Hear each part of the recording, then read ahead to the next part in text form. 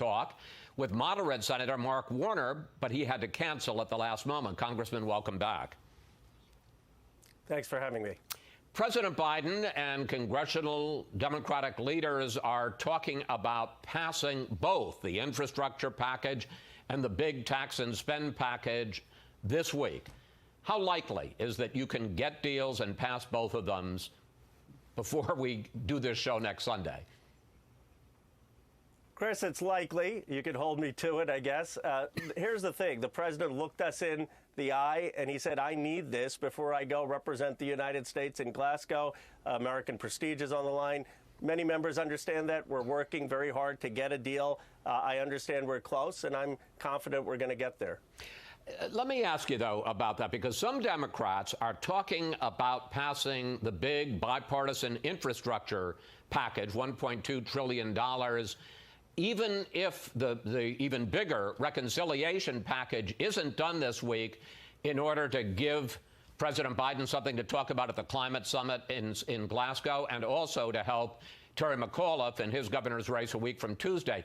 Would you, as a progressive, because you've said in the past you don't get one without the other, would you approve the infrastructure package with this deadline, even if you don't have a reconciliation agreement? No, and the president doesn't want that. The president needs the reconciliation agreement to go to Glasgow. That's what is going to deal with climate change. That's what's going to hit his goals of 50% reduction by 2030. I'm confident we will have an agreement. I'm confident that the president will be able to give his word to the House caucus that he has that agreement, and that would then facilitate the vote on the infrastructure bill. Now, Speaker Pelosi was on another Sunday talk show this morning, and she said, well, we may not have a deal on the reconciliation part, the big tax and spend part, but we would have the framework. Would that be enough for you? Well, the details matter. My view is that the president's word saying, I have the commitment of 50 senators, and those 50 senators are going to vote for this bill, and here is are the details, that's good enough. But look, different members have different issues about what is exactly good enough. I don't think proceduralism will hold this back. If the president gives his word and has a clear commitment, that will be good enough.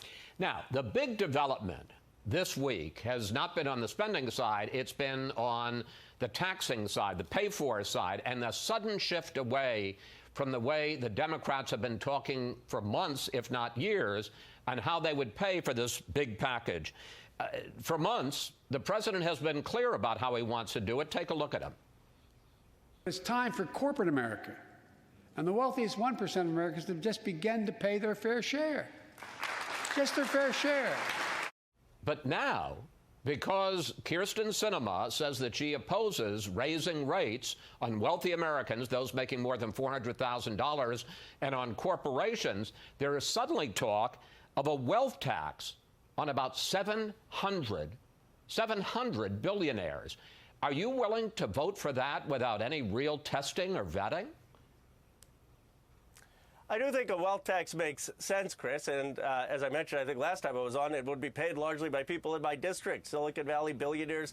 Our wealth has gone up 40% during the pandemic, $11 trillion of market cap in our area. They can afford to pay a wealth tax. But I guess my question for Senator Sinema is, she voted against the Trump tax cuts, and I just don't understand why she's not willing then to raise some of the rates back to what they were before the bill she voted against was, and she hasn't explained it to anyone. So let's be clear here, because you say, well, if the president gives you his word, that's good enough. If the president's word is, we're not going to raise rates on people making more than $400,000 a year, we're not going to raise the average corporate tax rate, let's say from 21% to 25%, instead we're going to have this billionaire's tax. And just to explain it, instead of paying some kind of an income tax, if a billionaire has assets and hasn't sold any of them, you're still going to pay a capital gains on what the increase has been in the value of the assets, which is a little easier when it's stocks. It gets pretty hard if it's real estate or a fancy painting. If he says that it's going to be the billionaire's tax but not raising rates on individuals or corporations, do you vote for that or against it? I would vote for it. I mean, the billionaire's tax is actually a wealth tax. It's more progressive, arguably. It's what Senator Warren ran on. But the billionaire's tax, I don't think will be enough. It would have to be coupled with this minimum tax, which the president has talked about, that there are about 50 corporations that are paying 0% in taxes, and they would have to pay at least 7% in tax. So Amazon would have to pay 7%. If you had both of those and you raised the revenue, I would vote for it. Even though you're not going to raise rates on corporations and on the wealthy as opposed to the super wealthy? Well, I would prefer that we raise the corporate tax rates, but if we can raise the revenue in these two other ways, I'm not going to vote against the bill if we can get the revenue through alternative means, especially when I believe a wealth tax and a corporate minimum tax are also good measures. And we still have the option then of raising the corporate tax later to get free community college or other areas where we want to have meaningful change.